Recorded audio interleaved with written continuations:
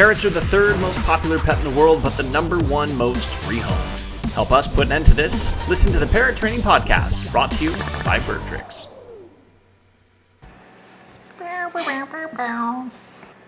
Hey everybody, welcome to another session of the Parrot Training Podcast. I'm your host Dave Womack here with Jamie Womack, and as you know, we are from BirdTricks, where today we are going to be talking about overtreating.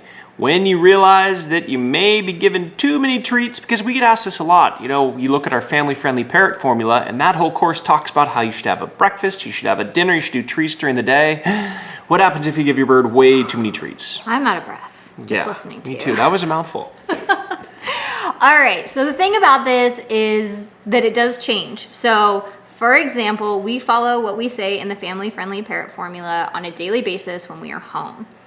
Now, when we are traveling, it gets a little bit crazy, and it's then muddied. Yeah, and then when we are on free flight trips, treats are making up probably an entire meal on our flight trips. It's a lot. Now, to our birds' defense, they are exercising like crazy. They are earning those treats. So I don't feel that bad about it. And I know that our birds aren't getting an abundance of treats outside of free flight trips. And also our free flight trips are, you know, for 2 to 4 weeks, once or twice a year. So we aren't the people that free fly from our back porch every day, where our bird is getting half of its meals from just seeds and nuts every day. Every day. So that's a really clear distinction here based on how we choose to free fly. I'm glad you said that, actually. Because, yeah, I think a lot of people are wondering, when does it become overtreating? And I think that it really depends on your lifestyle. For us, I don't feel like the free flight counts as overtreating because, like Dave said, it's only a section out of our year, out of our lives. But I do feel like if 50% of your bird's meal was treats every day, ooh, we got a fatty. It'd be a fatty. Yeah, that's overweight. That's way too much. And that's hard because people that do free fly every day, you know, obviously they want to use their treats. But for one of our free flight students, Dave had to say, you are allowed 20 pine nuts. And that's it. And she about died. It was the most hysterical consult I've ever seen in my life. And then I think we dropped it down to 10. And then we had to have an intervention where a friend went over and busted her for not doing it. Because what had inadvertently happened is she had put her bird onto all seed and nut diet. And she recognized it when she's like, oh, my bird's not eating chop anymore. What's going on? And it's because she was just way overtreating. So, and it was accidental. So it was accumulative, and she would treat for getting the bird to step up. She would treat for getting the bird into the travel carrier. She would treat when she got there for the bird staying happily on her hand, for doing the flights, for going back in the carrier, for getting home. And it was just, that was part of her day, and it was becoming so constant that there was no random rewarding implemented, which was the major downfall of that entire thing. There were no jackpot rewards really given. I think those were just kind of pushed into the overall thing. They were no longer special. So it was a lot of mixed messages for that bird. It was a lot of cleanup. Yeah, so some kind of ways to work around that. And we talk about this in family-friendly parrot formula number 2, and that is variable reinforcement. And this is a more advanced technique, but I'm going to kind of skip through it a little bit so we can touch on the bullet points, and you'll have a little bit more of an understanding of, hey, there is a solution to this. So if you're the type of person who wants to free fly every day, you're going to start using FR3, FR4, 5, 6, FR10 potentially, and we never recommend going that high. However, if you keep in mind that every single thing that this student was doing was a trick. Step up was a trick, it was getting a treat. That's one behavior. Then she would put the bird over here, that's a second behavior. Doing this, 3, 4, 5, maybe go do a flight, return, that's 6 behaviors. She was getting 6 treats, where right now we would want probably just the one treat for the flight. Or we may even spread it out to where it's every other flight.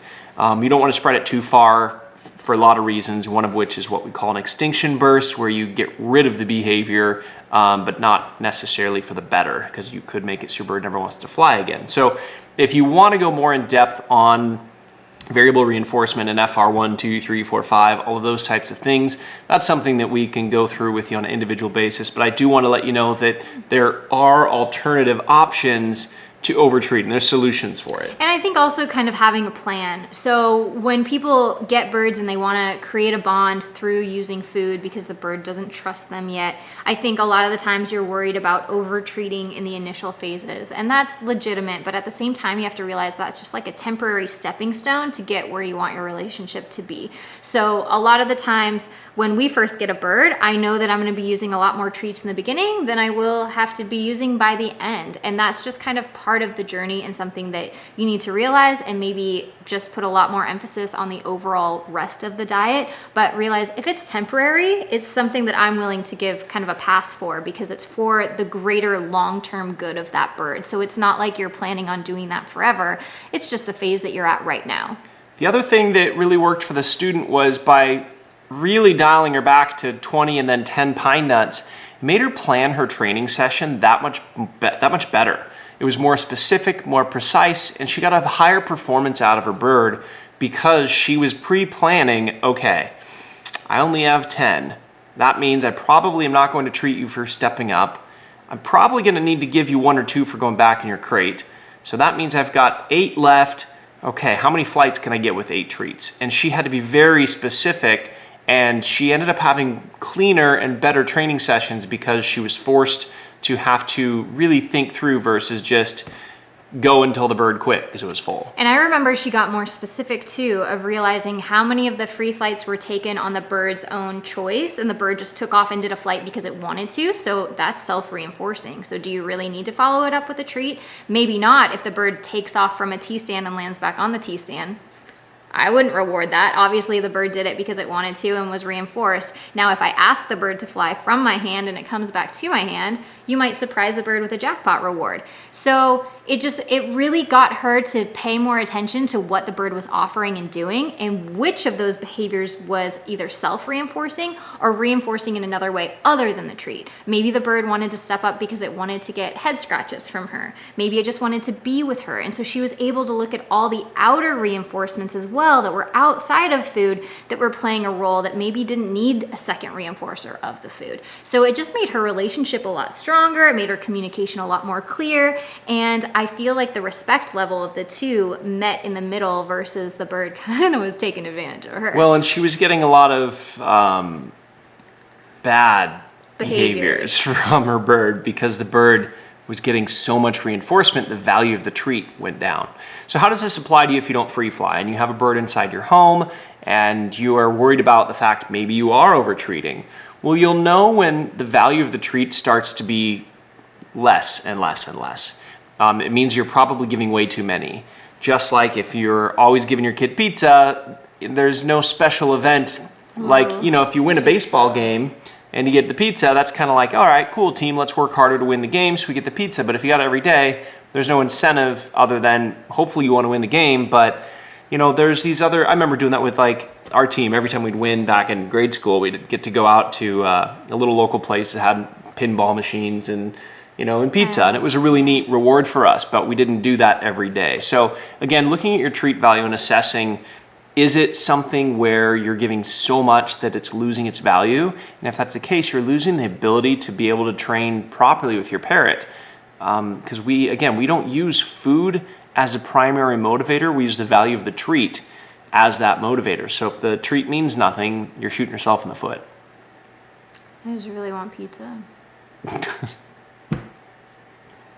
Like really bad. Now that you said that, I'm just like, I'm starved. I have to have it. And she hasn't had it in a long time, so. Really long time. Case in point. Sorry, I got nothing. I'm so hungry now that you said that. Well, I guess we'll end it there and go order her some pizza. So if you guys are getting value out of these podcasts, please like it, share it, leave your comments, and most importantly, send it to a friend or family member who's going through a problem with their pet parrot, because our goal is to save parrots one person at a time. And through distributing this and getting the information out there and just telling people about BirdTricks, we're able to have a bigger impact on pet parrots all over the world. Ooh, I have something. We just added a freebie to our website recently, and it does have a bird food pyramid. So that'll help you as well keep track of which food groups get fed in certain percentages. I'm sorry, I just wanted to contribute because I felt really guilty for only thinking about pizza. So you talked about the food groups. Yeah. Is that helpful? Where do they go on the site to find that? You can just head to the site, and it's under freebies because it's a free digital download. And yeah, it's really, really helpful because it talks about just the different cooking methods and all the different things from healthiest to unhealthiest, and will give you a good idea. And especially the first sign is that your bird stops eating the healthy foods that you normally give and is holding out for those treats. So just be really wary and cautious about how often you are giving, and those will kind of be like those little signs to let you know that something's off. Sorry, I waited till the end to contribute. Now, if somebody wants to order Jamie some Pizza Hut gift cards for her birthday, it's coming up in August. I was thinking Domino's. Domino's. But it's fine, I'm not that picky. But I'd prefer Domino's right now.